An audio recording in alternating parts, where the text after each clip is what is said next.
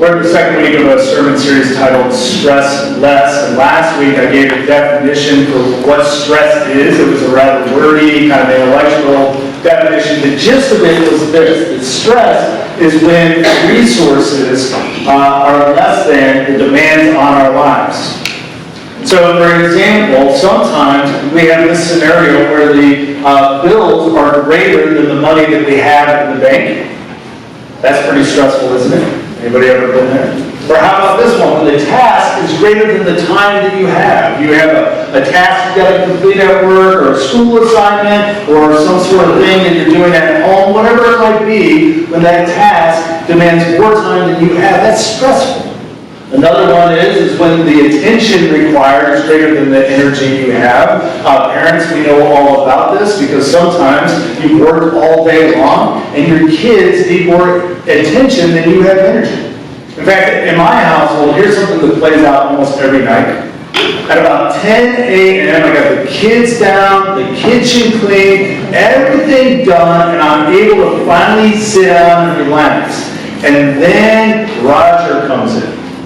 And Roger saw it fitting God saw it fitting to give Roger this particular high-pitched meow. So when he comes in the door, he's meow, so loud. And all he wants is a little bit of attention and some wet food, but it puts me over the edge. Roger, get out, and he's in the kitchen. So, sometimes you're just out of energy and you can't give anyone or anything more attention. That's stressful. Or another one from my household is that the mess created is moving faster than my capacity to clean up the mess. Right? I'm just falling around, and they're just better than me. Okay, so if you check mine, just way faster, way more proficient at creating messes. Any parents know what I'm talking about? It's stressful. Stressful. Another idea from last week that I want to bring your attention to is this idea that stress exists on a continuum. It's not a matter of if you're stressed out or not stressed out. It's rather about how much stress do you have. And in fact, this is kind of crazy, but it's possible not to have enough stress. Because, see, life is stressful. If you are going to take advantage of the opportunities and the potential you have, there will be some stress. So if you have no stress in your life, you're probably dead. Okay, so you want to have a little bit of stress in your life. But there is a place where it becomes too great. And last week I asked you all to put a lemon head in one of these jars up here. So this represents the stress levels in our church. And quite a few of you have experienced level 5 stress, where you're just overwhelmed by the stress going on in your life. I'm one of those. I'm with you. And so today, what I'm going to do is I'm going to take us to Mark chapter 1, and we're going to look at a story where Jesus experiences level 5 stress. And the idea is that we can understand the stress that Jesus faced and how he responded to it. Perhaps you might have a new model for responding to the stress that you have. Now, before we do that, we got to go to a segment that I'm calling Nerd Alert! The Nerd Alert, okay? Because I just want to teach you something about the Bible. So, Mark was thought to be written right around the year 60 AD. There's a lot of debate about this. We actually really don't know. Some dated even as late as 80, some as early as 50, maybe even in the 40s. The general consensus is that the Gospel of Mark was written in its first draft right around 60 AD. Okay? Now, the Gospel of Matthew comes a little bit later. The general consensus, and again, there's quite a lot of debate. I start to favor a much earlier date personally, but the general consensus is around the year 80. Then comes the book of Luke, which is just a little bit after that. Okay? And you might notice, if you were to ever open up your Bibles to the New Testament, you would think that Mark, since it's the earliest of the Gospels, it would be what?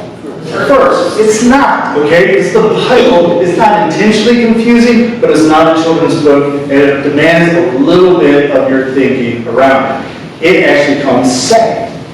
The other part about this, and this is cool, this is a fancy word for you all, okay? Next week, when you're at some sort of social function, and you want to, just drum up something that'll, be fun and engaging, and like, hey, you can say this. Did you all know that Matthew, Mark, and Luke are called the Synoptic Gospels? Isn't that fun? that will kill all your next party, right? The Synoptic Gospels, which simply means seeing all together. Matthew and Luke, it's thought, actually relied on Mark for their outline. They relied on Mark as a source material. And if you read Mark, one of the interesting things about it is it's really short. It's real punchy. It's like there's a sense of urgency. And you'll see that when we go to the text. Some of you are thinking, what about John? What about the Gospel of John? Because John is just like this outlier that is all on its own. Go ahead, next screen.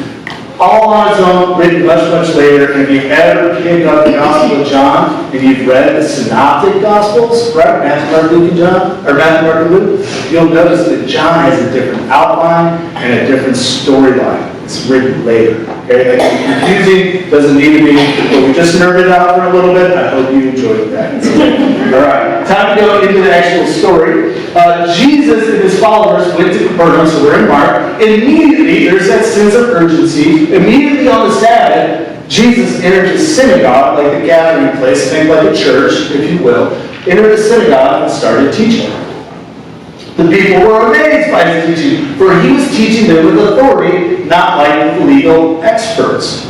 Have you ever engaged with a religious person that seems like they know a whole lot, but when they talk, it doesn't seem like they have much authority? That was the case with a lot of the legal experts, a lot of the religious people of the day. But Jesus comes along with something different about the way he teaches. Suddenly, there in the synagogue, a person with an evil spirit screamed, "Ah!" What's going on? What have you to do with us, Jesus of Nazareth? Have you come to destroy us? I know who you are. You're the Holy One from God. Jesus replied, "Silence!" Jesus said, speaking harshly to the demon, "Come out of him!" And the unclean spirit shook and screamed, "Ah!" And then it came out. Everyone was shaking and questioned among themselves, "What's this? A new teacher with authority? He even commands unclean spirits, and they obey him." And then everyone at Faith United Church of Christ screamed, "Ah!"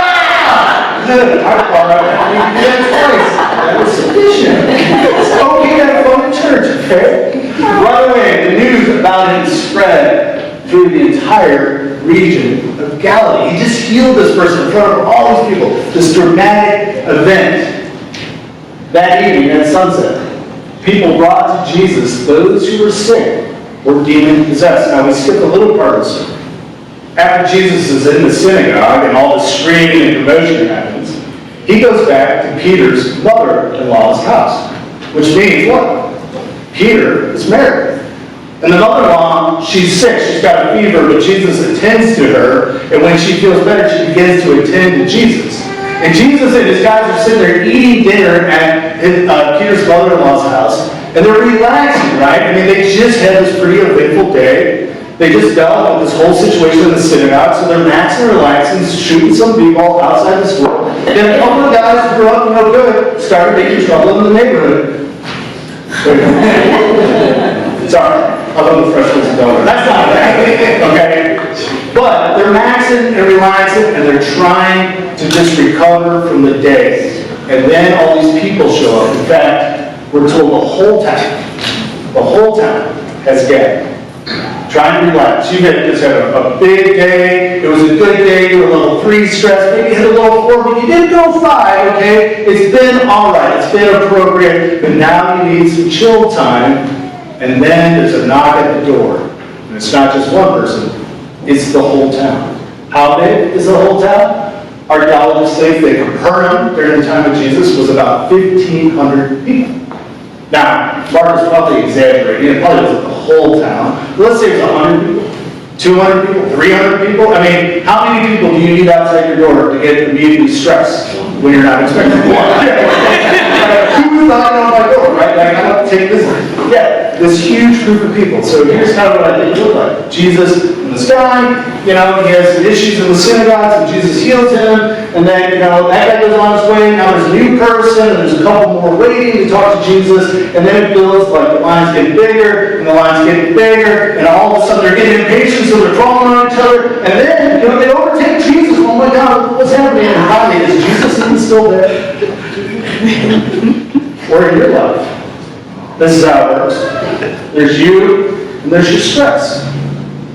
But things begin to happen, demands begin to come, so that stress it just starts growing and growing and growing and growing and growing, and you're doing up and down, and eventually like, you're almost not even there anymore. You get overwhelmed, and you get to level 5 stress. What has happened is your stress becomes bigger than your sense of self. It's bigger than your sense of principles, your sense of identity, your sense of your future story, your past. Your stress just kind of takes it all over, and all you can think about are the demands on your life in that moment. Anybody ever been there? Or is it just me?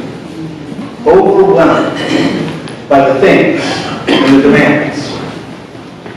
And I think that this is where Jesus gets. 51% of people experience fatigue due to stress. That's at least half of you. Anybody ever been tired or just stressed out? More than half. 50% experience anger due to stress. Have you ever lashed out at Roger? Leave me alone, right? I mean, I get angry at my poor cat. We're told that the annual cost of businesses is about $300 billion a year due to stress-related fatigue and dysfunction. And then finally, 54% say that stress causes fights with others. You ever had a fight with a loved one because you're stressed out? Are they sitting right next to you? Stress is a big thing. And it can bring out the worst parts of ourselves. So it's really important for us to learn how to manage our stress. There's an appropriate amount of stress and then that level 5 stress. So let's look at what Jesus does. Early in the morning, well before sunrise, Jesus rose and he went. This is big. Jesus rose and he went. You see, stress can cause you to become stuck.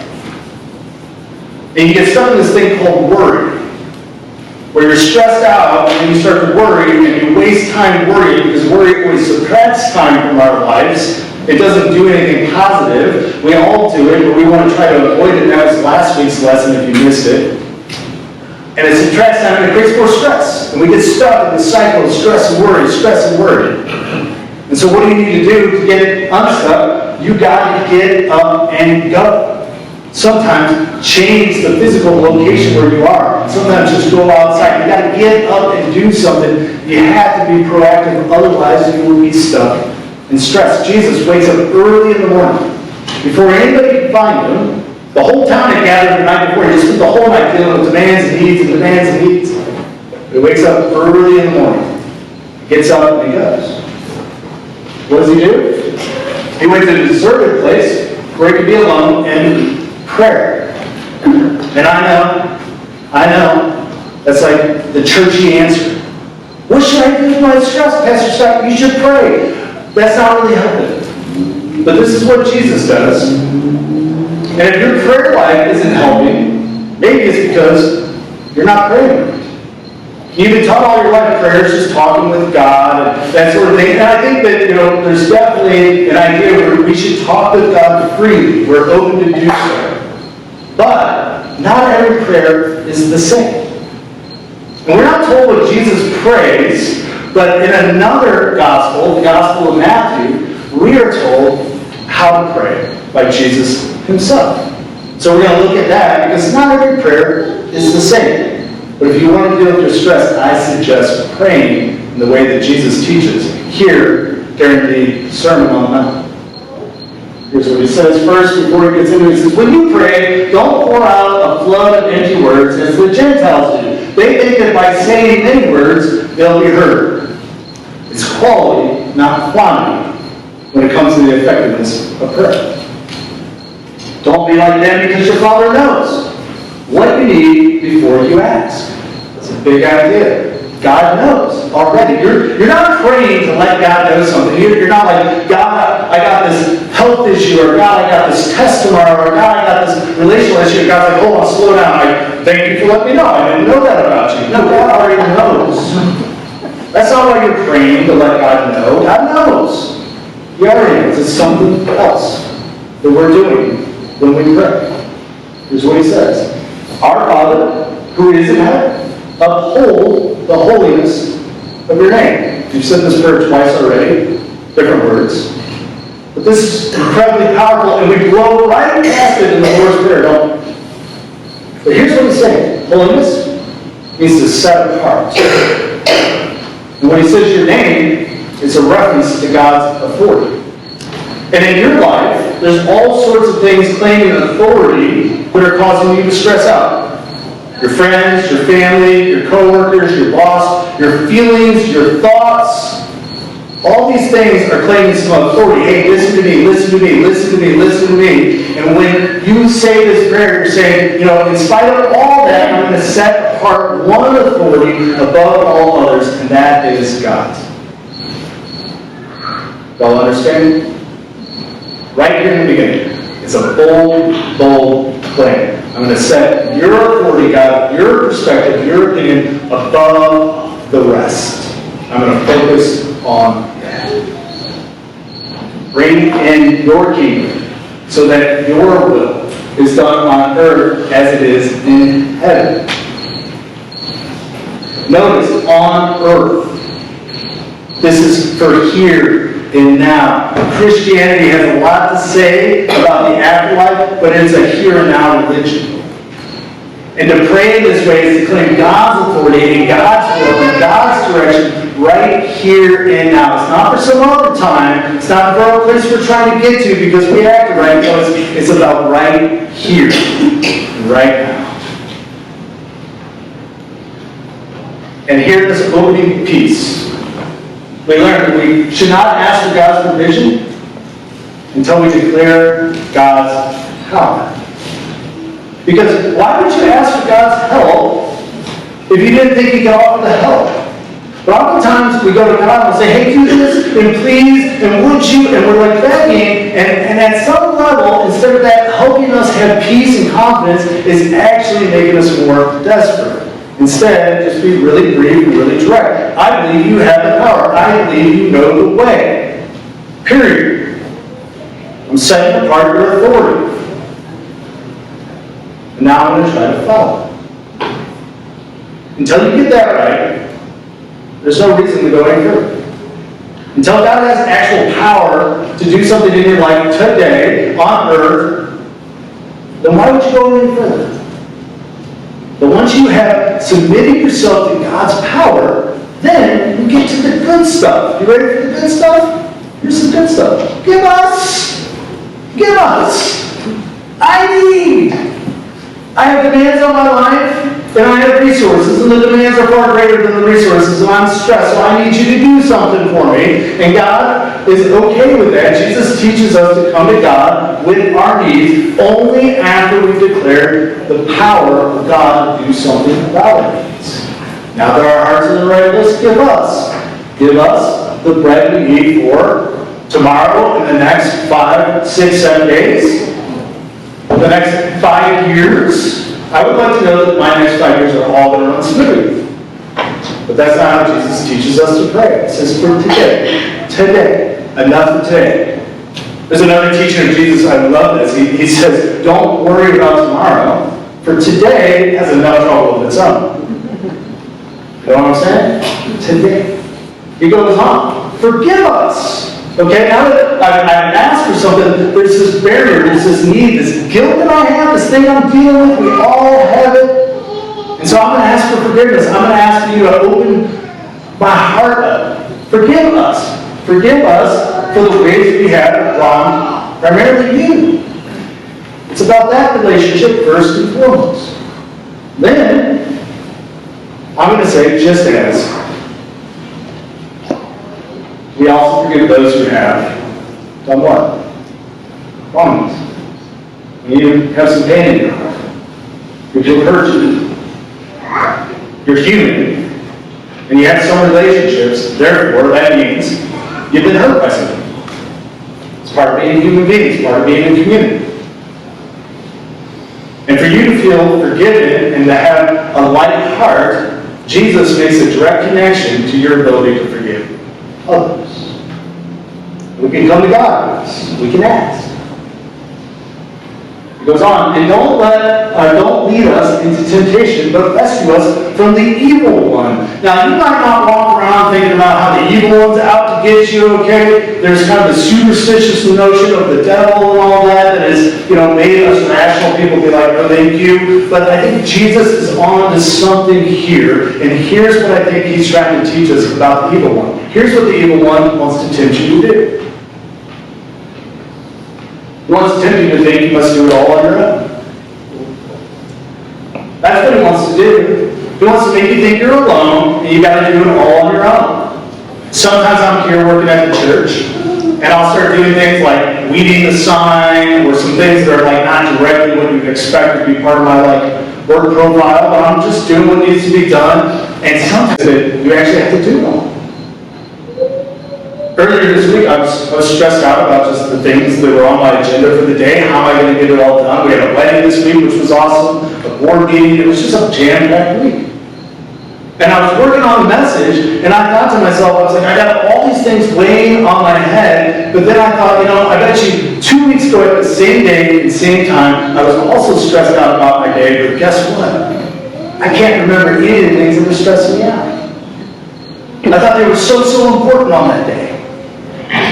And the evil one, he wants to just blow these things up and you think you have to do it all and do it all on your own. And it contributes to your stress. Jesus says, protect us from that.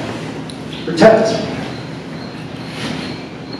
Next, the Lord's Prayer.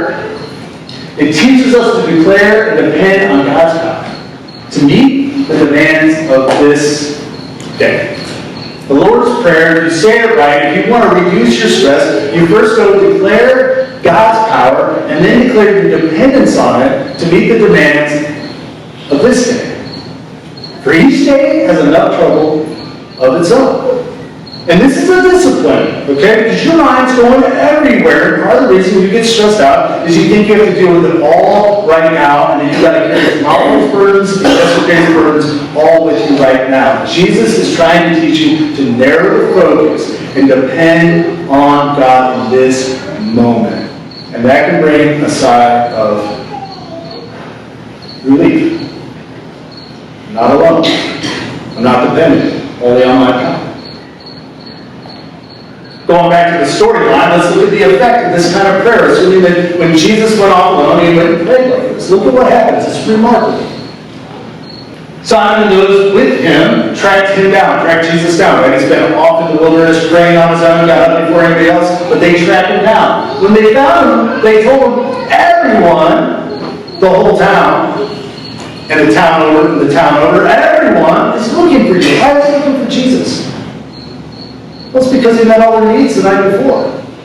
So they're like, you did my elbow last night, now I got my knee. Okay? Hey, we got more demands. And sometimes in life, the demands, they don't quit. And so now there's this huge group of people waiting for Jesus, right? And so what do you think he does? He's like, all right, let's get to it, Give me a little bit of water, it's going to be a long day, let's get to it, right? That's what Jesus is going to do, because there's people waiting. You replied, let's head in the other direction. Come on, Jesus, are you running? Is Jesus running away? He's just totally stressed out sometimes. That's what I'm going to do, just run. Forget it. I'm just out. Let's head in the other direction, to the nearby village. Why? So that I can preach there too. Because that is why I came. Everybody else has their opinion on what Jesus should do. And everybody else in your life has an opinion on what you should do. But you're responsible to understand what God wants you. That's it. And Jesus, he goes on to pray to get clarity of mind so that he's able to do the one thing he's called to do rather than try to meet all the demands he can never, ever meet. This is how he deals with level 5 stress. His self became bigger than his stress.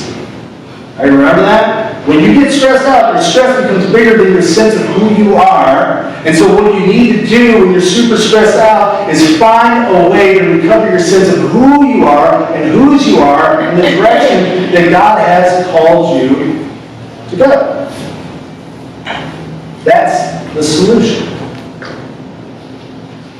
So there you are. You got people in your life, right? And the people in your life, they might be wonderful. It's good to have people in your life. But they have opinions about how you should live. You got opinions about how they should live, right? That's how it works. So you got people in your life, and then you got thoughts. You got some thoughts like, I think I should do this, or maybe I should do that. I'm not quite sure, but I got these thoughts. And then I got these feelings, I'm feeling a little insecure over here, I'm feeling a little bit agitated, or a little excited over here. And these things just tend to grow. There's more people in your life, and they have opinions on what you should do. There's more thoughts that you have about what you should do. And then you got more feelings, and it just grows. And it goes, and all of a sudden you're just like overwhelmed. The stress. What do? Try to move them to the side. Try to find a place. You get up and you go. You get unstuck. You try a new behavior and you specifically go and reconnect with the one source that's going to give you the direction for your life. And you go and pray, but you don't just pray any sort of prayer. You pray like Jesus taught you to pray. That's the difference. And as people of faith, as disciples of Jesus, our goal is to become skilled at doing this. It's not that we won't ever reach level 5 stress. We're humans. It happens. It's that we know what to do when we get there. So that we don't lash out in anger and cause fights and dysfunction in our lives and our communities. But rather, we do what Jesus taught. Get up. Go. See, God will give you direction in your life. You got to take the time to listen. And if you're not listening, you can't hear the direction that God has given. And it might be a simple direction. It might be a quiet direction. It might not be as big and profound as you would like, but He will give you a direction. You know the direction that Jesus got? Just go to the next village. That's as much as He got. At least that's as much as we know. God will give you that direction. So here's the daily application. By daily, I mean daily, okay? Like do this every day. Like what about on Saturdays when I'm got to get out? Yeah, even on Saturdays. What about on my birthday? I'm talking about daily. You want to deal with level 5 stress, do this daily. First thing is declare daily God's power to meet the demands of the day. Do you wake up and say, God, first and foremost, before I start everything else, before I start worrying about my to-do list and about these resources I have and how the demands are greater than the resources, do you actually start and say, God, you're sufficient for this day? If you don't, you might try it. It might help with your stress. Secondly, depend on God's provision and follow God's direction. Depend on God's provision. Meaning, God will show up. There will be a way through. Sometimes it will be the way that you want, and sometimes it won't. On Friday, I got a call from Gabe, who was getting married at 3 o'clock that day, and he told me that, hey, what do you know? The power's out of the church, and it's really hot already. No air conditioning, no lights. They got 150 people coming that day. I'm at TJ Maxx getting a white pressure. I got Jack with me. I'm not in any sort of position. Plus, I don't know electrical. And Andy's not picking up a phone call. He's at right? David, what am I going to do? Well, at that moment, I said, please God, do something. And I went home. God, I know you got this. I don't know how it's going to work. But I know you got this. I'm going to do what I can do. And I'm going to trust you with the rest. I encourage Gabe to think that way. Carter came by, helped get it set up. We just turned on a little bit of air conditioning, kept the lights down low, and then it went off. It was okay. I mean, what better option do you have? You want to just get stressed out and freak out? Is that a good option? Maybe. You can develop a daily discipline where you declare God's power to meet the demands of the day, and then learn to depend on that and follow the directions that God gave you. You do this daily, it will be powerful on that day where you really, really need it. We exist to lead you to a growing relationship with Jesus Christ. What that means is you learn how He functioned in the world, and you learn to function in that way. And I have experienced personally, I know some of you have too, and I deeply believe that if you learn to do that, it makes all the difference in the world. Daily, declare God's power, and daily depend on His provision and God's direction. Let us pray. Gracious Lord, we thank you that you've given us purpose in this world and potential, and therefore, Lord, we don't stress as part of life. But you've given us an example of how to deal with stress when it becomes overwhelming. So help us, Lord, to just do what our Lord Jesus Christ did. To get up and go. Go to you and declare your power to meet the daily needs. And then depend on your provision, your direction. In Christ's name we pray.